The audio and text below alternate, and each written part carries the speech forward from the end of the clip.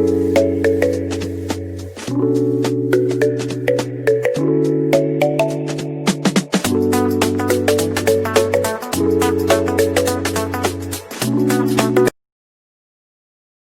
दोस्तों, आपका स्वागत है अपने वायरल स्टडी यूट्यूब चैनल में। मैंने पिछले वीडियो में सौरमंडल से संबंधित पार्ट 2 वीडियो देखे थे, जो महत्वपूर्ण क्वेश्चन थे, जिसमें रिलेटेड सारे महत्वपूर्ण जो कि ग्रहों की संबंधित क्वेश्चन थे और साथ में चंद्रमा से संबंधित क्वेश्चन भी कर लिए थे। आज मैं इस वीडियो में सौरमंडल के पिंडों के अध्ययन करेंगे, जिससे महत्वपूर्ण प्रश्न निकलेगा, हम उन्हें देखेंगे। तो चलते हैं। वीडियो स्टार्ट करने से पहले मैं आपसे गुजारिश करता हूं कि आप वायरल स्टडी चैनल को ज़रूर से ज़रूर सब्सक्राइब करें और बगल में बेल आइकन को दबा दें, ताकि मैं जब भी नया वीडियो डालूं आप तक पहुंच सकें। तो प्लीज़ सपोर्ट मी, आप ज़रूर से ज़रूर, और इस वीडियो को शेयर करें। तो चलते हैं, आज का सीरीज नंबर 3 देखते हैं, जो कि इसमें सौरमंडल से संबंधित सारे महत्वपूर्ण क्वेश्चन, आज सौरमंडल सारे समाप्त हो जाएंगे, जिसमें ये आज का क्वेश्चन होगा बौनों ग्रह, क्षुद्र ग्रह, धूमकेतु, उल्का। तो पहला क्वेश्चन देखते हैं दोस्तों। प्लूटो को कौन सा श्रेणी में रखा गया है? प्लूटो को कौन सा श्रेणी में रखा गया है? तो प्लूटो को बौनों ग्रह की श्रेणी में रखा गया है। दूसरा नंबर क्वेश्चन है, प्लूटो ग्रह की खोज किसने किया? तो प्लूटो ग्रह की खोज क्लॉड टॉम्बो ने किया। क्लॉड टॉम्बो ने किया।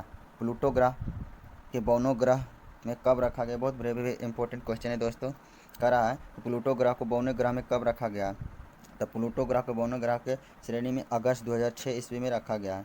प्लूटो ग्रह की श्रेणी से निकाले जाने का कारण बताएं। मतलब प्लूटो पहले था, जो 2006 ईस्वी से पहले जो कि ग्रह की श्रेणी में था, तो ग्रह की संख्या 2006 की पहले था 9, अब है 8, जो कि 2006 के 6 में ही प्लूटो को बौना ग्रह की श्रेणी में शामिल कर लिया। तो क्या कारण है जो प्लूटो ग्रह को ग्रह की श्रेणी से हटा दिया गया है? तो पहला कारण है कि आकार में चंद्रमा से छोटा होना, इसकी कक्षा का वृत्ताकार नहीं होना, वरुण की कक्षा को काटना, मतलब जो कि है IAU यानी कि इंटरनेशनल एस्ट्रोनॉमिकल यूनियन के सदस्यों ने एक ग्रहों के परिभाषा दिया।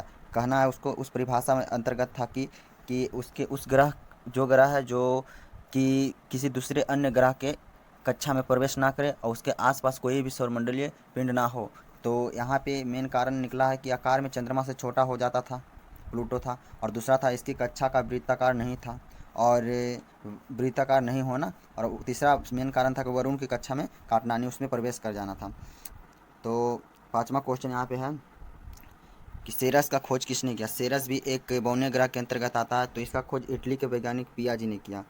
सौर परिवार की सारणी को निम्न अध्ययन करें। तो यहाँ पे हम कुछ सारणी अंतर्गत यहाँ पे डाले हैं दोस्तों, आप चाहें तो इसका खुद अध्ययन करें। ग्रहों का व्यास दिया हुआ है यहाँ पे, परिक्रमण काल यानी परिभ्रमण काल अपने अक्ष पर, परिक्रमण काल सूर्य के चारों ओर, परिक्रमण काल जो सूर्य के चारों ओर चक्कर करते हैं उसे परिक्रमण का, परिभ्रमण जो अपने कक्षा पर करते हैं, और उपग्रहों की संख्या। तो दोस्तों यहाँ पर से हम चाहते हैं कि आप स्क्रीनशॉट लेके आप अच्छे से इसको याद कर लें। यहाँ पे पॉज करें वीडियो और स्क्रीनशॉट ले और अच्छे से इसको याद कर लें।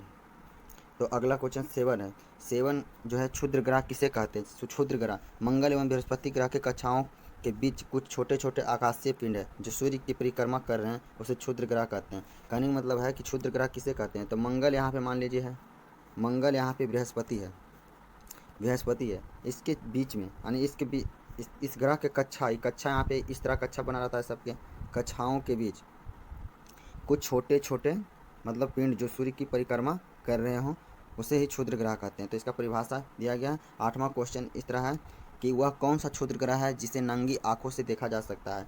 क्षुद्र ग्रह के नाम पूछ रहा है कि कौन सा जो नंगी आंखों कहने का मतलब है कि कोई दूरबीन कोई चश्मा का प्रयोग नहीं करके हम जिस तरह अभी हम साधारण अवस्था में है उसी अवस्था से हम आंखों से देख सकते हैं। तो वो है फोरवेस्टा जो क्षुद्र ग्रह है, जिसे मैं नंगी आंखों से देख सकते हैं। धूमकेतु इंग्लिश में कोमेट कहते हैं। धूमकेतु किसे कहते हैं? तो सौरमंडल के छोर पर बहुत ही सारे छोटे छोटे अरबों सौरमंडल के छोर पर बहुत ही छोटे छोटे और अरबों पिंड विद्यमान है, जिसे धूमकेतु या पुच्छल तारा कहते हैं।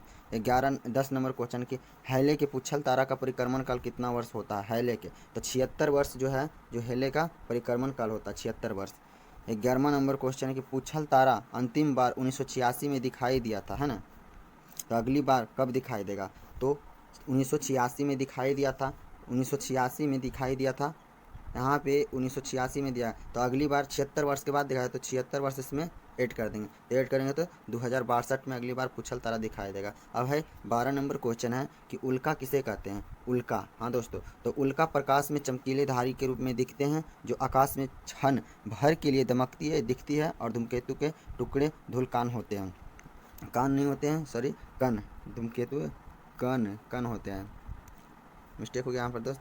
तो कहने का मतलब इसका है ना कि उल्का प्रकाश जो चमकती है, कभी कभी रात में देखते होंगे हम लोग कि तुरंत तारों की तरह गिरता है, जैसे होता है गिरता है और लुप्त हो जाता है, नहीं गायब हो जाता है, उसी को हम धूमकेतु कहते हैं। तो इसका परिभाषा ऐसे दिया हुआ है कि उल्का प्रकाश की चमकीली धारी के रूप में देखते हैं जो आकाश में क्षण भर के लिए दमकती यानी दिखती है, और ये जो होती है जो धूमकेतु के टुकड़े और धूलकण होते हैं, इसी को हम उल्का कहते हैं। उपसौर, बहुत अच्छा क्वेश्चन है दोस्तों कि उपसौर किसे कहते हैं। तो उपसौर जब पृथ्वी सूर्य के पास हो, मतलब नज़दीक हो, अत्यधिक पास हो, नज़दीक हो, तो उसे उपसौर कहते हैं। अब क्वेश्चन यहाँ पे मेन रूप से एग्जाम में इस तरह नहीं पूछते कि उपसौर किसे कहते हैं, लेकिन मेन एग्जाम कंपटीशन में इस तरह पूछेगा। 14 नंबर क्वेश्चन यहाँ पे डाला हुआ है कि पृथ्वी सूर्य के अत्यधिक, मतलब पृथ्वी सूर्य के अत्यधिक पास यानी नज़दीक कब होती है, किस दिन होती है। तो 3 जनवरी को होता है। एक होता है अपसौर, एक हुआ उपसौर, अब होता है अपसौर। तो अपसौर पहले जानते हैं कि किसे कहते हैं। तो पृथ्वी जब सूर्य से अत्यधिक दूरी पर होती है तो उसे अपसौर कहते हैं। अब यहाँ पे क्वेश्चन इस तरह बनेगा कि पृथ्वी सूर्य से अत्यधिक दूरी पर यानी अत्यधिक दूरी पर कब होती है। तो 4 जुलाई के पृथ्वी सूर्य से अत्यधिक दूरी होती है। 17 नंबर क्वेश्चन है कि एफ साइड रेखा किसे कहते हैं। हाँ दोस्तों, यहाँ पे भी है एक क्वेश्चन, बहुत महत्वपूर्ण माने इसको। 17 नंबर क्वेश्चन है कि एफ साइड रेखा किसे कहते हैं। तो उपसौरिक एवं अपसौरिक को मिलाने वाली काल्पनिक रेखा सूर्य की केंद्र से गुजरती है, इसे अपसाइड रेखा कहते हैं। 18 नंबर क्वेश्चन है कि 2 अक्षांश रेखाओं के मध्य की दूरी कितनी होती है। 2 अक्षांश रेखाओं के मध्य की दूरी 111 किलोमीटर होती है, 111। अब है कि 19 नंबर क्वेश्चन है कि कर्क रेखा किसे कहते हैं। तो भूमध्य रेखा के उत्तर में 23.5 डिग्री अक्षांश को कर्क रेखा कहते हैं। कर्क रेखा 20वां में मकर रेखा। तो मकर रेखा देखते हैं, तो भूमध्य रेखा के दक्षिण में 23.5 डिग्री अक्षांश को मकर रेखा कहते हैं। यहाँ पे कर्क रेखा उत्तर 23.5 डिग्री अक्षांश, यहाँ पे मकर रेखा दक्षिण सिर्फ, उत्तर और दक्षिण में अंतर। उत्तर बोले तो कर्क रेखा और दक्षिण बोले तो मकर रेखा। तो उत्तर 23.5 डिग्री अक्षांश को कर्क रेखा कहते हैं, भूमध्य रेखा के दक्षिण में 23.5 डिग्री अक्षांश को मकर रेखा कहते हैं। 21 नंबर क्वेश्चन करते हैं कि पृथ्वी गोलाकार होने के कारण, है ना, पृथ्वी गोलाकार होने के कारण पृथ्वी 24 घंटे में कितने डिग्री घूम जाती है। कहने का मतलब है यहाँ पे पृथ्वी तो गोल है, जैसे वृत्त है, तो वृत्त पूरा वृत्त अपने आप में कितना डिग्री कोण बनाता है। तो 360 होता है कि नहीं, पूरा घूरने पर 360 होता है। अगर उसी प्रकार से हम पृथ्वी की बात करें तो पृथ्वी तो एक गोल है। तो पृथ्वी 24 घंटा में, तो जानते हैं कि दिन दैनिक गति 24 घंटा है, तो दैनिक गति 24 घंटा है, तो 24 घंटा में कितना चक्कर वो भी लगा लेगा वृत्त की तरह, 360 डिग्री का कोण बनाएगा।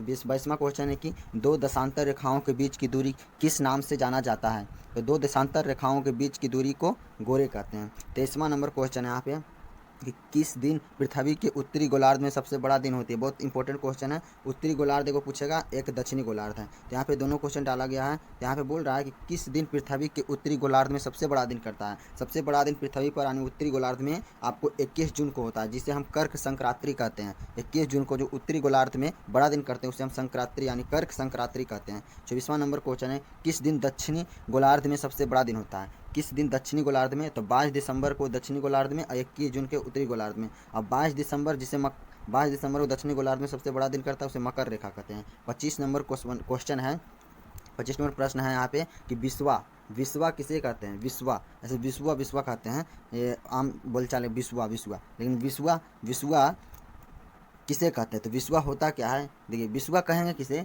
जब पृथ्वी की वह स्थिति है, पृथ्वी की वह स्थिति है जब सूर्य की किरणें विषुवत रेखा पर लंबवत पड़ती है और सर्वत्र दिन और रात बराबर, यानी कि सीधा सीधी बात रखना, विश्वा कहते हैं जब वैसा स्थिति पृथ्वी पर आ जाए कि दिन और रात बराबर हो जाए, दोनों, है ना, दिन रात बराबर हो जाए, वैसा स्थिति आए कि दिन भी उतना ही समय का हो और रात भी उतना ही बराबर हो, तो उससे विश्वा कहते हैं। तो इसी को कहते हैं। अब यहाँ पे क्वेश्चन इस तरह बनता है ना कि रात और दिन किस दिन बराबर होता है। कॉम्पिटिटिव एग्जाम में इस तरह क्वेश्चन दी गई, दिन और रात किस दिन बराबर होती है। तो 23 सितंबर एवं 21 मार्च को दिन और रात बराबर होती है, और इसी को विश्वा कहते हैं। अब इससे भी क्वेश्चन करेंगे पृथ्वी पर विश्वा कब वो लगती है। तो विश्वा कब, 23 सितंबर और 21 मार्च को। अगला क्वेश्चन 27 है कि दिन व रात छोटा क्यों हो रहा है। दिन और रात छोटा और बड़ा क्यों होता है। दिन रात छोटा और बड़ा पृथ्वी को अपने अक्ष पर झुकी होने के कारण दिन और रात छोटा बड़ा होते रहता है। अब मेन पॉइंट हम यहाँ पे 28 नंबर क्वेश्चन देखते हैं कि सूर्य ग्रहण कब लगती है ना। सूर्य ग्रहण कब लगती है? तो सूर्य ग्रहण देखिए, सूर्य ग्रहण अमावस्या के दिन लगती है, और जब सूर्य एवं पृथ्वी के बीच चंद्रमा आ जाती है तो सूर्य ग्रहण चमकती है। सूर्य की चमकती सतह चंद्रमा के कारण दिखाई नहीं पड़ती है तो इस स्थिति को सूर्य ग्रहण कहते हैं। अब है एक चंद्र ग्रहण। तो चंद्र ग्रहण किसे कहते हैं? तो चंद्र ग्रहण पूर्णिमा के दिन लगती है ना, और जब सूर्य और चंद्रमा के बीच पृथ्वी आ जाती है तो सूर्य ग्रहण लगती है। यहाँ पे एक हम स्ट्रक्चर तैयार करते हैं। देखिए, यहाँ पे सूर्य है, यहाँ पे पृथ्वी है, यहाँ पे चंद्रमा है।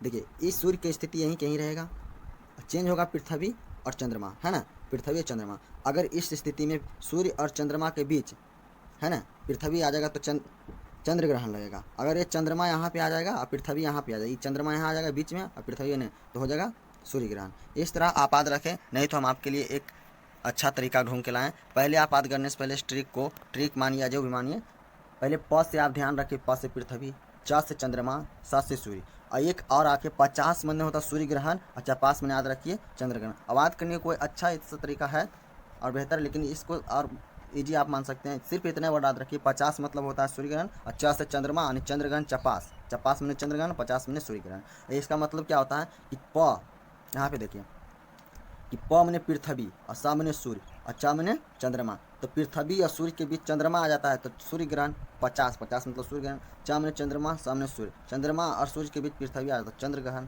इस तरह आप याद रखें, इसको स्क्रीनशॉट ले सकते हैं। 30 नंबर और आखिरी नंबर क्वेश्चन है कि अंतर्राष्ट्रीय तिथि रेखा कहाँ से जाता है? मतलब अंतर्राष्ट्रीय तिथि रेखा कहा जाता है किसे, मतलब किसे कहते हैं अंतर्राष्ट्रीय तिथि रेखा? तो 180 डिग्री देशांतर को अंतर्राष्ट्रीय तिथि रेखा कहते हैं। 180 डिग्री देशांतर को अंतर्राष्ट्रीय तिथि रेखा कहते हैं। तो सौरमंडल से संबंधित जो भी हमारे व्यूअर्स वीडियो नहीं देखे हैं पार्ट 1 के, तो कृपया वो देखिए, बहुत अच्छे से सौरमंडल से जितने भी क्वेश्चन हैं आप निपट सकते हैं। तो सौरमंडल के पार्ट 1 वीडियो के लिए हम नीचे डिस्क्रिप्शन में लिंक दे देंगे, आप देखें, और पार्ट 2 के सौरमंडल से संबंधित वीडियो डाला हुआ है, वो भी आप देखें, डिस्क्रिप्शन में लिख दे देगा। तो दोस्तों, आज हम 30 क्वेश्चन देखे थे जो सौरमंडल से, सारे क्वेश्चन 3 वीडियो में, पार्ट 1, पार्ट 2, 3 में हम समेट लिए हैं, जो बहुत अच्छे महत्वपूर्ण क्वेश्चन थे। अगला क्वेश्चन आप कमेंट करके बताएं कि किस टॉपिक पे वीडियो बनाया जाए। तो दोस्तों, आज हम यहीं पे वीडियो को समाप्त करते हैं, इसलिए आपसे गुजारिश फिर से करता हूं कि आप प्लीज़ हमारे अपना चैनल वायरल स्टडी को सब्सक्राइब करें एंड बेल आइकन को दबाएँ। धन्यवाद।